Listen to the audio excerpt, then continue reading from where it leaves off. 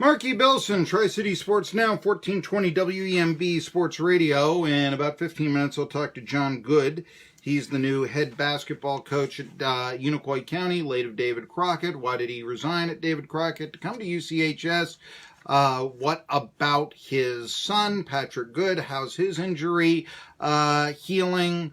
A lot of questions there, a lot of going on as Unicoi County, which had a poorer year last year on the hardwood, trying to turn House, who signed with the national champion of a couple of years ago, Coastal Carolina, to play baseball. Well, he also played football. Hurt his shoulder. Yeah, that was a concern, if you're a prospect, hey, it's a contact sport. How will that be affected as Unicoi County sports go forward? We'll be asking John Good all of those questions. But a lot of people want to know what really happened at UCLA and what really happened with Rick Barnes, son of Gene Bartow, who, of course, was the head coach that succeeded John Wooden at UCLA, those many years ago, about 4. That was when UCLA was unquestionably the premier college basketball program in America. Well, since then, maybe not so much. They last won the national title in 95. They last went to the Final Four in 2008. So, some of the boosters were looking at the job that Rick Barnes has done. And of course, Rick Barnes, hasn't done all that well in the NCAA tournament in a lot of people's minds over the years. Rick Barnes, and this is what the Los Angeles Times and their beat writer in an exhaustive story by Ben Bolch writes.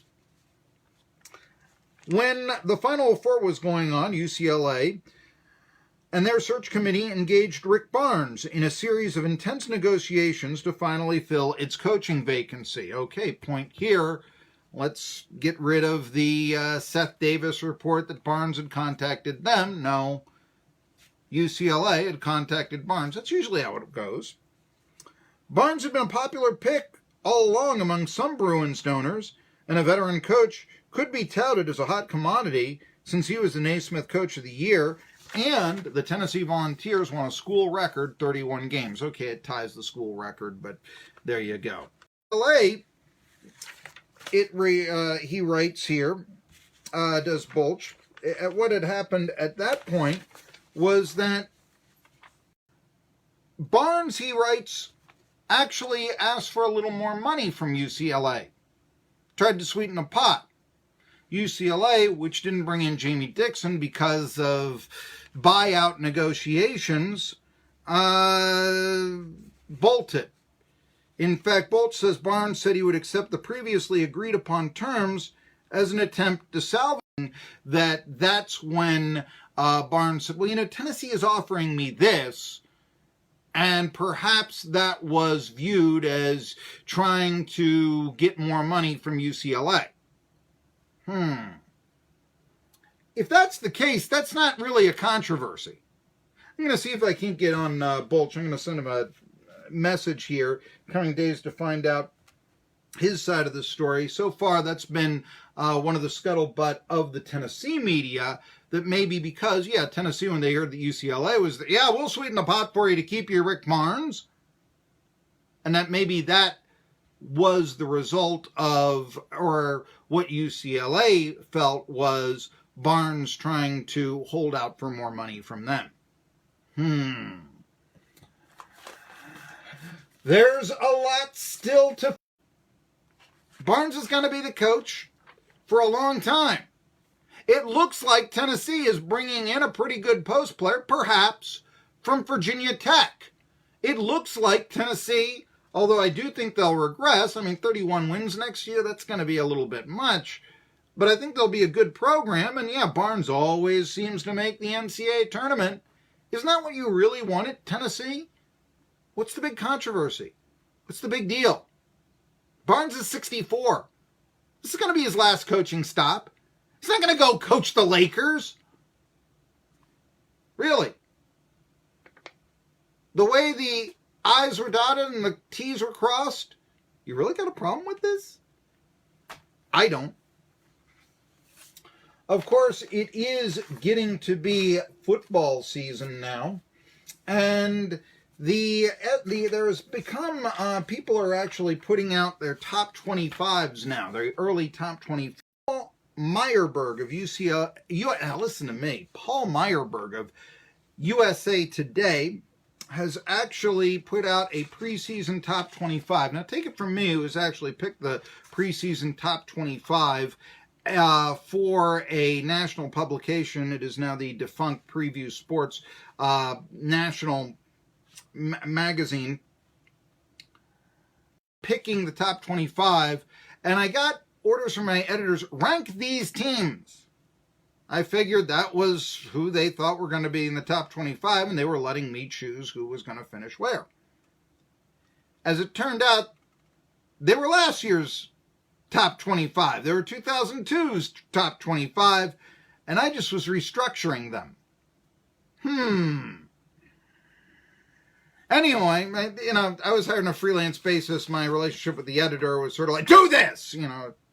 Discussion wasn't necessarily, well, okay, if that's what you want, but you now see why Preview Sports went out of business. Okay. Hano's best ever game, throwing for more than 300 yards. Another team in the top 25 that wasn't in the top 25 at the end of last year, the Northwestern Wildcats. Pat Fitzgerald, the Wildcats, once the worst program in college football, now number 17. You think of them as a real contender in the Big Ten these days. So there you go. Stanford, which has been one of the 10 winningest teams in college football in this decade, number 18. Nebraska, number 19. I thought that they were kind of down, but they were 21 last year. Army, number 20. What's happened to Army? Well, we had John Feinstein here. In 2016, he said, boy, if Army doesn't beat Navy this year, I don't know if they ever will. Now they're getting Cade Ballard. Hey,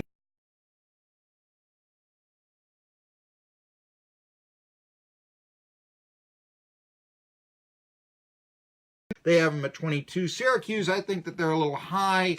They won 10 games last year, but remember, it was against an awfully weak ACC schedule. They didn't even win their division. Pitt did. They played a tougher out-of-conference schedule and wound up 7-7. But Pitt actually has their quarterback coming back, for better or worse. He only threw for 8 yards in the ACC title game.